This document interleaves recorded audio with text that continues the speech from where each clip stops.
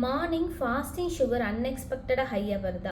நேற்று நைட் நல்ல டயட்டில் தானே இருந்தோம், அப்போ ஏன் ஃபாஸ்டிங் சுகர் இவ்வளோ ஹைன்னு யோசிச்சிருக்கீங்களா? இதுக்கு பின்னாடி இருக்கிற ஒரு காமனான ரீசன் அதுதான் டான் ஃபினாமினான்.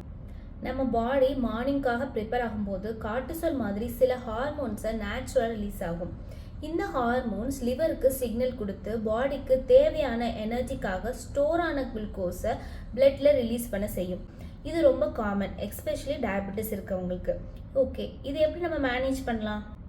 டின்னரை முடிஞ்ச வரைக்கும் சீக்கிரமாக சாப்பிட முயற்சி பண்ணுங்கள். நைட்டில் ஹெவியான கார்போஹைட்ரேட் மீல்ஸை அவாய்ட் பண்ணுங்கள். தினமும் 7 to 8 hours ஸ்லீப் கண்டிப்பாக எடுத்துக்கோங்க. ஸ்ட்ரெஸ் மேனேஜ்மெண்ட்டுக்காக வாக்கிங் இல்லைனா ப்ரீத்திங் எக்ஸசைசஸ் ஸ்டார்ட் பண்ணுங்கள்.